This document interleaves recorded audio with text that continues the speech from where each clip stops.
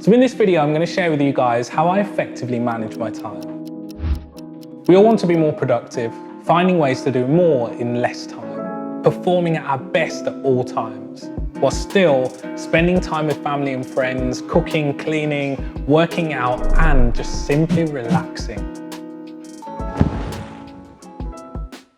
So one of the biggest things that I learned was that working every single hour in the day, waking up early, going to bed late, and pushing our minds and bodies to the limit doesn't always guarantee us the success that we're looking for.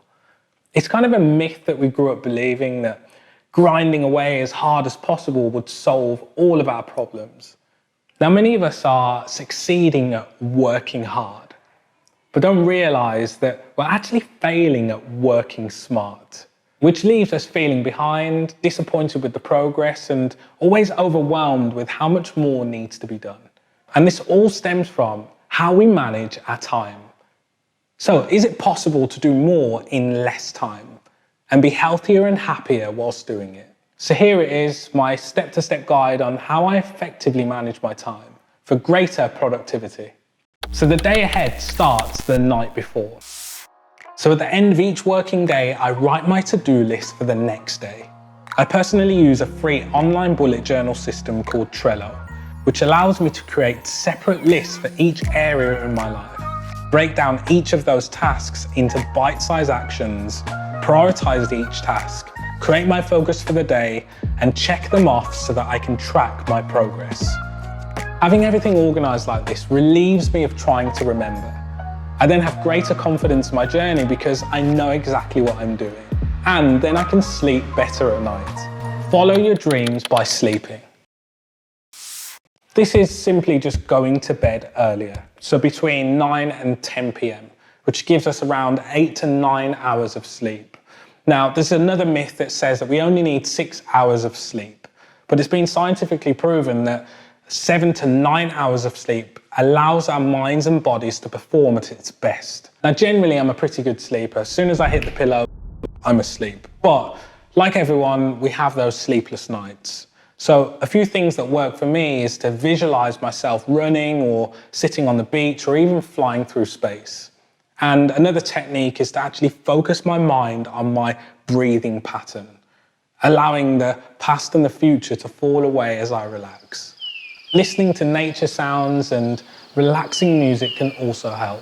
But one thing I can definitely vouch for is sleeping in complete darkness. Rise before sunrise.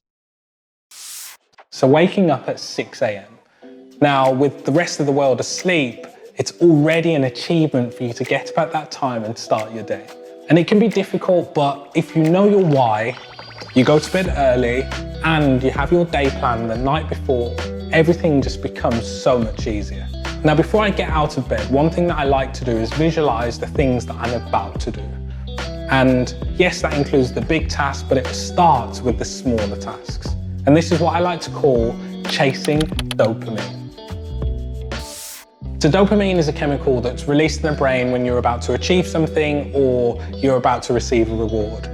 And increased levels of dopamine in the body mean increased levels of adrenaline, motivation, blood flow, and overall performance. So rather than just focusing on the big tasks which have a long delay before you get that shot of dopamine, it's also great to see the small steps as mini successes. So simply just making a healthy breakfast, doing a 30-minute workout, and tidying the house. By the time you've done all of these things, it's still early in the day. And most importantly, I've already started to achieve. And I'm motivated to do even more.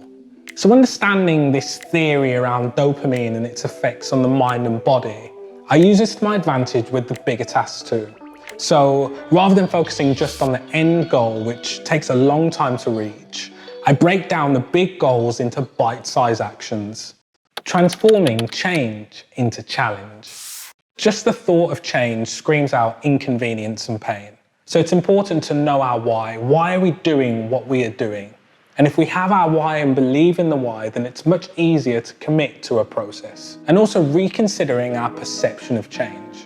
Rather than seeing the inconvenience in change, transforming that into an opportunity and challenge to grow. So it's also good to understand that our lives are constantly changing. So even if you do find a path that brings the best out in you, circumstances may change.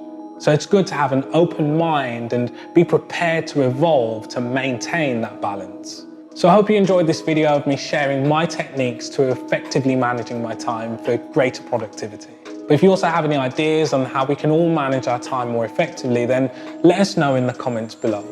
And also, whilst you're here, consider subscribing, because I film stories of people from around the world and share my own life experiences. But thanks for watching, and I'll see you next week. Take care.